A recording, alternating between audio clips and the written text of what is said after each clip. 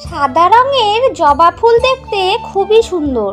এই সাদা জবা ফুল দেখতে যেমন সুন্দর, ঠিক এর গুণও আছে সেই রকমই। তাই বাস্তু শাস্ত্রে এই গাছটিকে বাড়িতে লাগানোর কথা বলা হয়েছে। জবা ফুল অনেক প্রকারের হয়ে থাকে, তবে সব ফুলেরই গুরুত্ব রয়েছে, এই কথা শাস্ত্রে বলা হয়েছে। এই সাদা রঙের জবা ফুল বাড়িতে লাগালে খুবই শুভ বলা হয়েছে। লাল জবার পাশাপাশি সাদা জবার গাছ বাড়িতে রাখা অত্যন্তই শুভ, কারণ বাস্তুশাস্ত্রে বলা হয়েছে এই সাদা রঙের জবা ফুল গাছে স্বয়ং ভগবান বিষ্ণু দেবী লক্ষ্মী বিরাজ করেন। অর্থাৎ এই গাছের ফুল অত্যন্তই ভগবান বিষ্ণুর প্রিয় ও দেবী লক্ষ্মীর। ভগবান বিষ্ণু ও দেবী লক্ষ্মীর কৃপায় যে বাড়িতে সাদা রঙের জবা ফুল গাছ আছে, নারায়ণের কৃপায় সেই গাছ বাড়িতে থাকলে ধন সম্পদ বৃদ্ধি পায়। বাড়িতে যদি কোনো বাধা দোষ থাকে তা দূর হয়ে যায়। বাড়িতে অঘটন দুর্ঘটনার হাত থেকে মুক্তি পাওয়া যায়। এছাড়াও বাড়ির সকল সদস্যকে আত্মবিশ্বাসী করে তোলে এই সাদা রঙের জবা গাছ। তবে অনেক সময় এই গাছটিকে আমরা বাড়ির যেখানে সেখানে আমরা লাগিয়ে থাকি। নমস্কার বন্ধুরা, আমি সুচরিতা। আমার রিয়ান সোনা সুচরিতার আরেকটি নতুন ভিডিওতে আপনাদের সকলকে স্বাগত জানাই। যে কোনো গাছ লাগানোর ক্ষেত্রে আপনার বাড়িতে যেমন সৌন্দর্য বৃদ্ধি পায়, তবে বাড়ির সঠিক দিকে এই গাছটি যদি লাগাতে পারেন, স্বাস্থ্য মতে লাগানো হয়, তাহলে বাস্তু শাস্ত্র বলছে বাড়ির সৌন্দর্য তো বৃদ্ধি পাবেই, এর পাশাপাশি আপনার সংসারে আসবে আয় ইনকামের নতুন রাস্তা এবং ধন সম্পদ বাড়বে দেবী লক্ষ্মী ভগবান বিষ্ণুর কৃপায়। বাস্তু শাস্ত্র মতে অবশ্যই বাড়িতে যে গাছ লাগাবেন স্বাস্থ্য মতে সঠিক জায়গায় লাগালে বাড়ির সৌন্দর্য বৃদ্ধি পাবে। সেই সাথে সাথে দেবী লক্ষ্মী ভগবান বিষ্ণুর আশীর্বাদ লাভ হবে, ধন সম্পদ বাড়তে থাকবে। পুরা আজকের ভিডিওতে জানাবো সাদা জবা গাছের একটি বিশেষ উপায়। সাদা জবা ফুলের গাছ বাড়িতে রাখলে দেবী লক্ষ্মীর কৃপায় ভগবান বিষ্ণুর কৃপায় আপনাদের সমস্ত বাধা বিপত্তি দূর হয়ে যাবে। তার পাশাপাশি ধন সম্পদ আপনাদের কিভাবে বৃদ্ধি পাবে বিস্তারিত তথ্য এই ভিডিওর মাধ্যমে জানিয়ে দেব। তাই আপনাদের এই ভিডিওটি আপনাদের পরিবারের জন্য অত্যন্তই গুরুত্বপূর্ণ। তাই ভিডিওটি পুরো দেখার অনুরোধ জানাচ্ছি আমার সকল বন্ধুদের। পুরো ভিডিওটি দেখার পর কোনো অংশ ভালো লাগলে লাইক কমেন্ট শেয়ার করতে ভুলবেন না বন্ধুরা। কমেন্টে জয় মা লক্ষ্মী লিখতে একদমই ভুলবেন না। নতুন বন্ধুরা আমার চ্যানেলটিকে সাবস্ক্রাইব করে পাশে থাকার অনুরোধ জানাচ্ছি। পাশে থাকা বেল বাটনটি অন করে রাখলেই আমি যখনই নিত্য নতুন ভিডিও আপলোড দেব আপনাদের কাছে খুব সহজেই পৌঁছে যাবে। বন্ধুরা, বাস্তু শাস্ত্র মতে গাছপালা পজিটিভ এনার্জি প্রদান করে। বাস্তু শাস্ত্র মতে সেই সব গাছপালা বাড়ির বিপরীত জায়গায় যদি লাগানো হয়, তাহলে খারাপ প্রভাব পড়তে পারে আপনার জীবনে, যার কারণে আমাদের ধনহানি হতে পারে। সাথে সাথে বাড়ির পরিবারের স্বাস্থ্যের অবনতি হতে পারে। পরিবারে ঝগড়া অশান্তি কলহ সবসময় লেগে থাকতে পারে। বাড়িতে বাস্তুদোষ সৃষ্টি হলে নানা সমস্যা দেখা দেয়।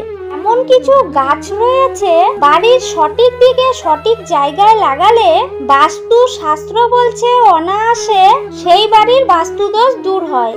বাড়ির বাস্তুদোষ দূর হওয়ার পাশাপাশি সেই বাড়িতে সেই বৃক্ষ আপনাকে দেহরক্ষী অর্থাৎ প্রহরী হিসাবে কাজ করে। কারণ বিভিন্ন প্রকার ফুল দিয়ে আমরা দেবী দেবতার পুজো করে থাকি। এক একটা ফুল এক একটা দেবী দেবতার প্রিয় হয়ে থাকে।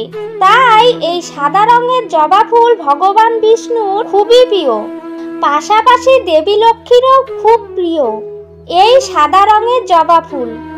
তাই যে বাড়িতে সাদা রঙের জবা ফুল গাছ আছে বাস্তু শাস্ত্র বলছে সেই বাড়িতে স্বয়ং দেবী লক্ষ্মী এবং ভগবান বিষ্ণুদেব বিরাজ করে। সেই বাড়িতে কোনো সময় অঘটন দুর্ঘটনা হয় না, সেই বাড়িতে কোনো অঘটন ঘটতে পারে না। অঘটন যদি ঘটার থাকে তাহলে সেটা দূরে চলে যায়। এই গাছের মধ্যেই অলৌকিক শক্তি বা ক্ষমতা আছে।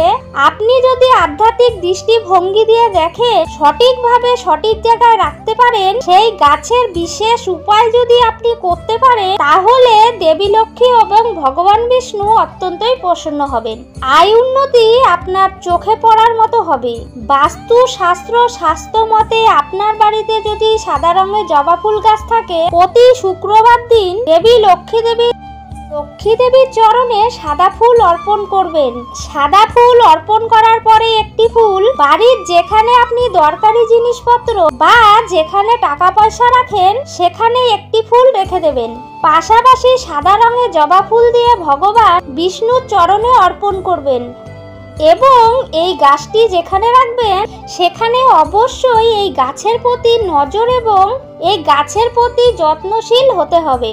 স্বয়ং লক্ষ্মী ভগবান বিষ্ণু এই গাছে বিরাজ করে।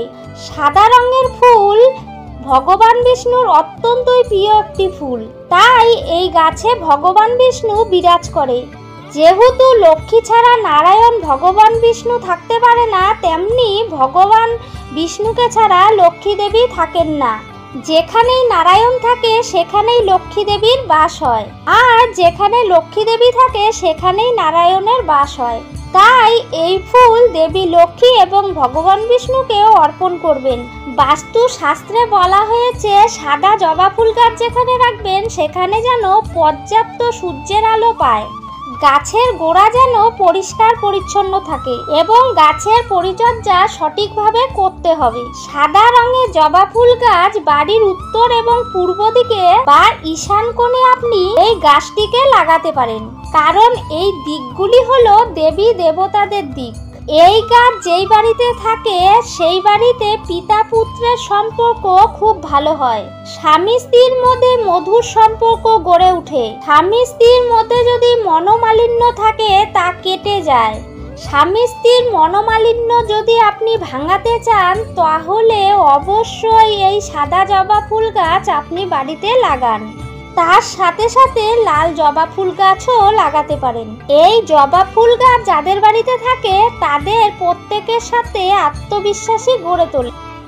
সাদা ফুলের গাছ দর্শনে মানুষের অধিক শান্তি লাভ হয়। সাদা ফুল দর্শনে মনের মধ্যে শান্তি মেলে। সাদা ফুল বাড়িতে লাগানো অত্যন্তই শুভ, বিশেষ করে সাদা রঙের জবা ফুল।